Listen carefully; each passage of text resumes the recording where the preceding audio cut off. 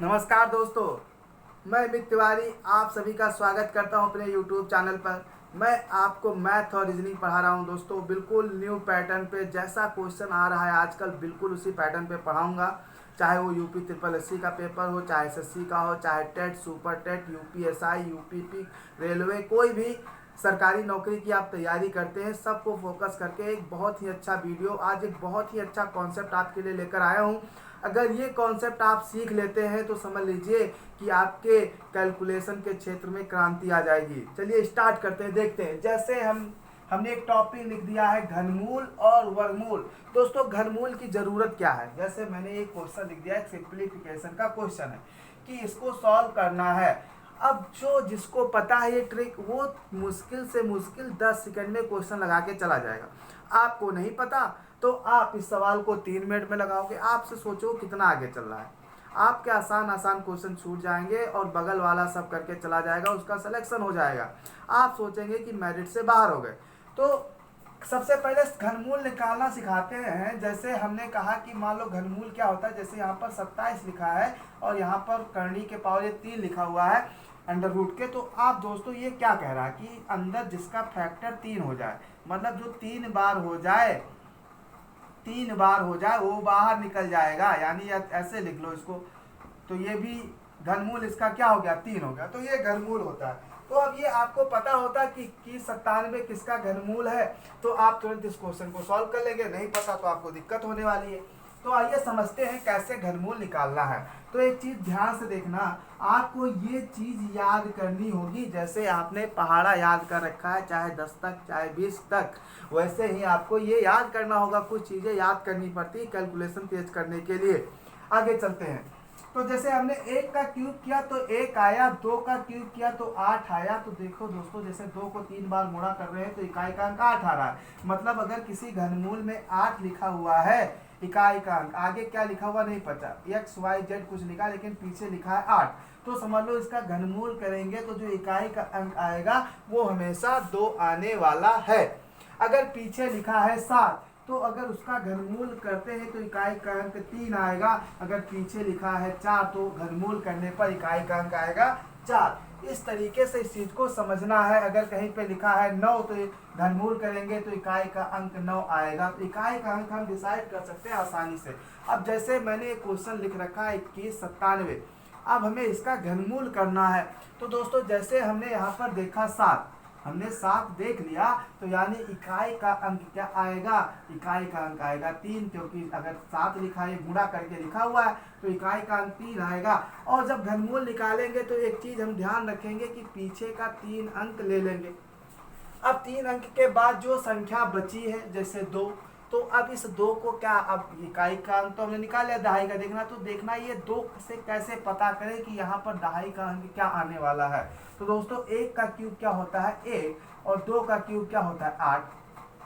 तो जो ये संख्या 2 लिखी है वो 1 और 8 के बीच में है। अभी हम 8 पहुंचे ही नहीं। जब 8 पहुंचे ही नहीं तो हम आगे 2 कैसे लिख दें? अभी तो हम 1 से बढ़ रहे हैं 2 की तरफ, यानी अभी 8 तो पहुंचे ही नहीं। तो इकाई का अंक क्या होगा? यहाँ पर 1 होगा। जब तक ये बीच में 2, 3, 4, 5, 6, 7 तक आएगा तब तक हम ये आगे वाली संख्या लिखेंगे, ना कि पीछे वाली। जब 8 पहुंच गए तब हम सोचेंगे 2 के बारे में। तो ये जिस इंटरवल में आता है तो आगे की संख्या लेते हैं। ये 13 का क्यूब था। अभी आपको पता होगा 13, 12, 25, 5 से भाग किया, आ गया आंसर 5। बताओ, 3 सेकंड का भी सवाल नहीं था। अगर आपको ये नहीं पता है तो आप इसको सोचिए कितना समय देने वाले हैं। आगे चलते हैं, देखते हैं। अब देखते हैं अगला क्वेश्चन। जैसे मैंने लिख दिया 58 32, 58 32, इसका हमें निकालना घनमूल। अब दोस्तों देखो, इकाई का अंक लिखा है 2, पीछे का 3 डिजिट लेना है। इकाई का अंक लिखा है जब 2 लिखा है दोस्तों, तो यहाँ पर क्या आएगा? इकाई का अंक 8, क्योंकि यहाँ पर गुणा करके लिखा हुआ है पूरा।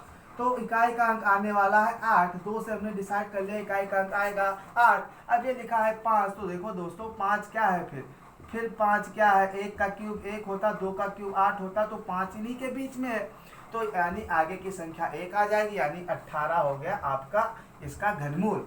बहुत ही आसान है। आगे चलते हैं। अगर आप सीख जाएंगे तो समझ के चलिए कि आप बहुत ही स्पीड से कैलकुलेशन करने वाले हैं। एक क्वेश्चन और देखते हैं। अगर मैंने ये लिख दिया है 10648 ये मैंने लिख दिया। अब दोस्तों अगर 8 लिखा है तो तुरंत हमें डिसाइड करना है कि इकाई का अंक आने वाला 2, 3 अंक छोड़ दिया, आगे बचा 10। तो 10 देखो दोस्तों 2 का क्यूब होता है 8, 3 का क्यूब होता है 27। अब ये 10 आ गया 8 और 27 के बीच में, तो फिर हम आगे वाली संख्या ले लिए और हमने बता दिया ये 22 का क्यूब है। देखिए कितना जल्दी आप कर रहे हैं, बस थोड़ा सा प्रैक्टिस करना होता है। कुछ भी सीखने के बाद आपको प्रैक्टिस करना होता है। देखिए एक क्वेश्चन और यहाँ पे मैंने लिख दिया 17,576, 17,576 का घनमूल। अब पीछे लिखा है 6, 3 अंक लिया, 6 लिखा, इकाई का अंक आया 6। अब बचा 17, तो 17 देखो दोस्तों 2 का क्यूब होता है 8, 3 का क्यूब होता है 27। ये 17 इसी के बीच में, अभी तो यहाँ तक पहुँचा नहीं, आगे लिख दिया 2। ये हो गया 26 का घनमूल। बहुत ही आसान है, मैं थोड़ा स्पीड से पढ़ा रहा हूँ। अगर आपको कुछ भी दिक्कत हो रही है तो आप एक बार वीडियो फिर से देख लीजिएगा।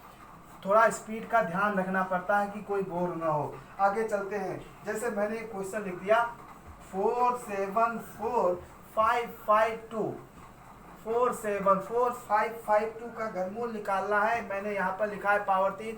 दोस्तों यहाँ पर 2 है, 3 संख्या लिया, 2 है, 2 होने पर क्या होगा, इकाई का अंक आने वाला 8, बात खत्म। अब आगे के इन 3 संख्याओं को देखते हैं। 474 क्या कह रहा, ये कह रहा है कि 7 का क्यूब होता है 7, 343 और 8 का क्यूब होता है 512 और मैं इन्हीं किसी के बीच में हूँ।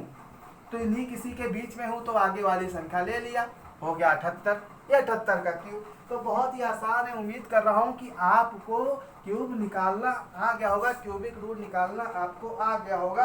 तो 2 क्वेश्चन आपको होमवर्क दे रहा हूँ। इन दोनों क्वेश्चन का आंसर आपको कमेंट बॉक्स में बताना है। पहला क्वेश्चन है 59319 का घनमूल क्या होगा, यानी क्यूबिक रूट क्या होगा। अगला आपको मैंने दे दिया 804357, यहाँ पे मैंने लगा दिया घनमूल। तो इसका घनमूल क्या होगा ये कमेंट बॉक्स में बताइएगा दोस्तों। स्पीड से लगा के बताइएगा, जिस तरीके से पूरी स्पीड में मैंने आपको सिखाया है। आगे चलते हैं। अब दोस्तों हमने घनमूल निकालना सीख लिया, अब हम सीखेंगे वर्गमूल निकालना।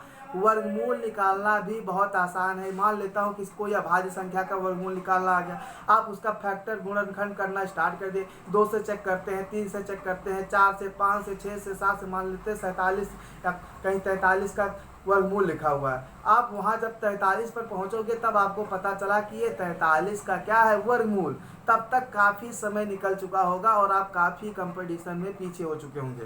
तो दोस्तों ध्यान से समझिए, अगर सीख जाएंगे तो आपके ज़िंदगी में क्रांति आ जाएगी। चलिए स्टार्ट करते हैं। वैसे भी गर्मी बहुत है, फिर भी मैं मेहनत कर रहा हूँ।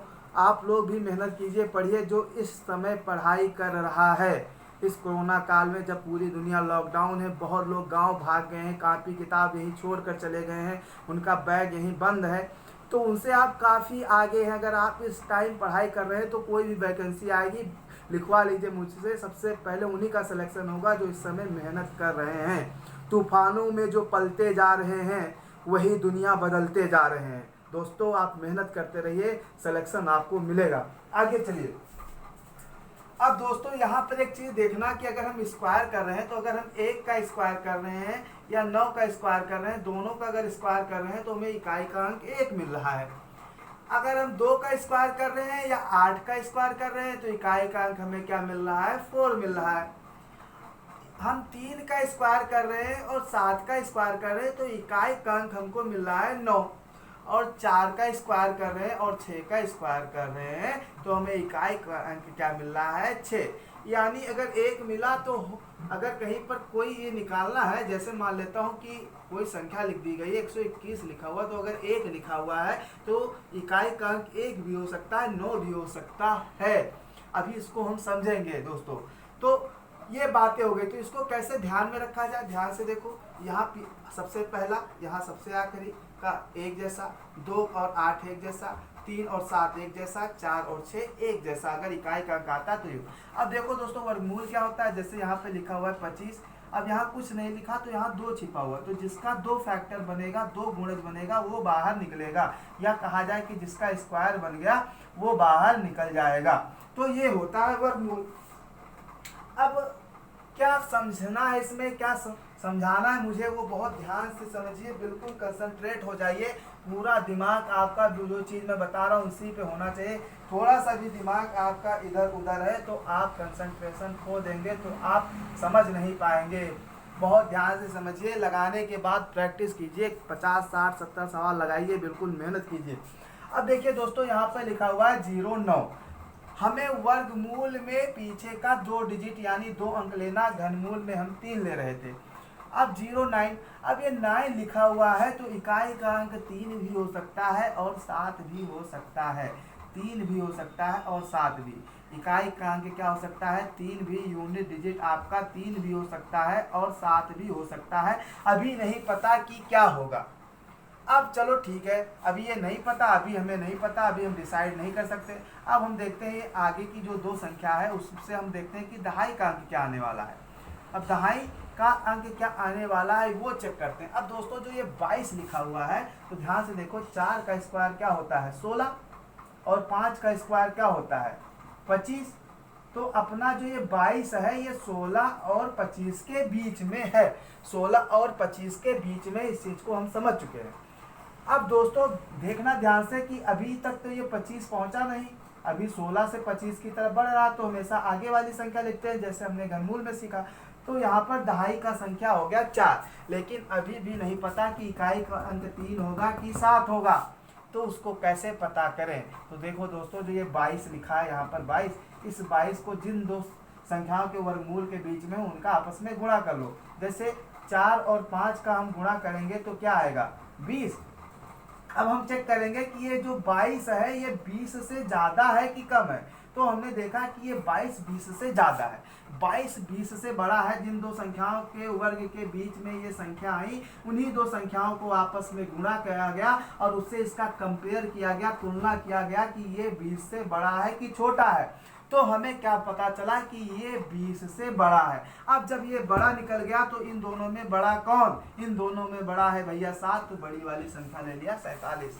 फिर से समझिए, अगर यहाँ पर लिखा है 09 तो अभी भैया 9 आने पे, यहाँ पर 09 आने पे आपकी 2 संख्या हो सकती हैं, 3 भी हो सकता है और 7 भी हो सकता है। अभी डिसाइड नहीं कि क्या होगा इकाई का। अब बात करते दहाई का अंक। तो 22 हमने देखा कि 4 का स्क्वायर 16, 5 का स्क्वायर 25, तो अभी 22 25 तक नहीं पहुंचा। जब नहीं पहुंचा तो आगे वाली संख्या ले लिया, यानी इकाई का अंक हमारा आ गया 4। इकाई का अंक हमें पता चल गया, हो गया 4। अब दहाई में 3 या 7 में क्या लेना है, इस बात को निर्णय, इसका डिसीजन करने के लिए जिन 2 संख्याओं के स्क्वायर के बीच में ये चल रहा है उनका आपस में गुणा किया। 4 और 5 का किया गुणा 20, और ये 22 जो है वो 20 से बड़ा निकल गया। अगर ये बड़ा निकलता है तो 3 और 7 में जो बड़ा है वो ले लो, अगर ये छोटा निकलता है तो छोटी वाली लेते। चलिए एक क्वेश्चन से और समझते हैं तो आपका थोड़ा सा और कॉन्सेप्ट क्लियर होगा, डाउट आपका थोड़ा सा क्लियर होगा। चलिए ध्यान से देखिए, यहाँ पे मैंने लिख दिया है 18 49, इसका निकालना है हमें वर्गमूल। अब यहाँ पर लिखा है 49, तो 49 लिखा है तो दोस्तों इकाई का अंक आपका 3 भी हो सकता है और 7 भी हो सकता है। अब ये क्या हो सकता है देखा जाएगा। अब यहाँ पे लिखा है क्या? 18। 18 का मतलब ये 4 का स्क्वायर 16 और 5 का स्क्वायर 25 के बीच में पड़ता है 18। तो अब भैया हमें पता चल गया दहाई का अंक 4 होगा, लेकिन अभी इकाई के अंक में हम नहीं डिसाइड कर सकते।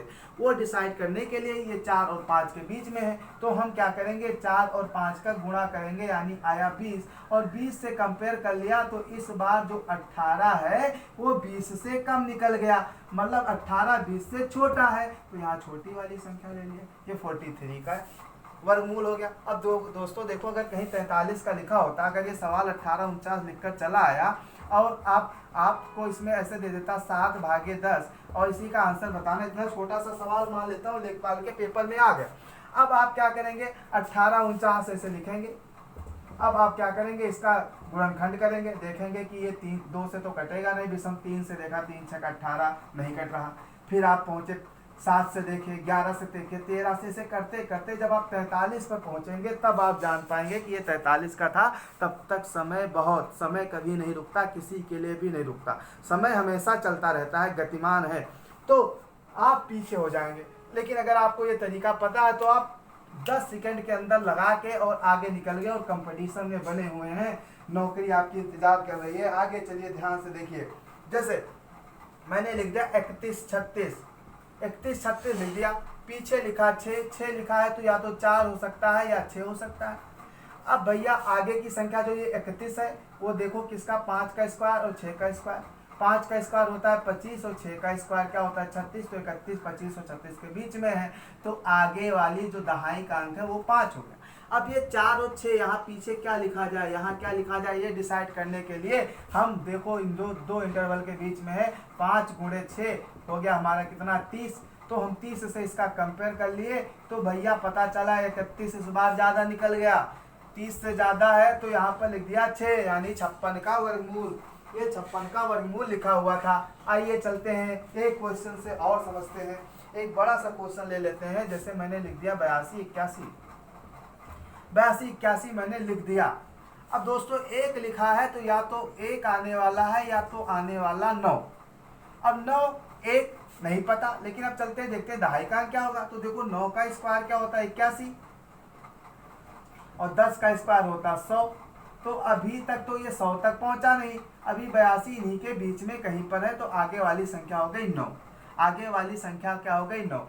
अब 82, अब हमें चेक करना है पीछे क्या लिखना है, पीछे क्या लिखना है। तो अब 9 और 10 के बीच में है, 9 और 10 को गुणा किया आ गया 90। अब हम भैया चेक करेंगे कि जो हमारा 82 है वो 90 से क्या है, तो 82 जो है वो 90 से छोटा है, छोटा है, तो मतलब यहाँ छोटी वाली संख्या लिख दी, 91 आ गया हमारा क्या वर्गमूल। तो उम्मीद कर रहा हूँ आपके समझ में आ रहा होगा, आपके समझ में आ रहा होगा। आइए एक संख्या और निकाल कर दिखा देते हैं, कोई भी वर्गमूल है आप लगा सकते हैं। 125 मैंने लिख दिया और मैंने लिख दिया 44, 125 44 इसका निकालना है, पीछे से 2 डिजिट लिया, 4 है तो आपका 2 हो सकता है या 8 हो सकता है, 2 है या 8 हो सकता है। अब दोस्तों देखते हैं 125 किसके बीच में है, तो 11 का स्क्वायर कितना होता है 121, 12 का स्क्वायर कितना होता है 144, तो अभी तो 144 पहुंचा नहीं, तो आगे अभी तो 11 होने वाला, तो आगे मैंने 11 लिख दिया 121 और इसके बीच में।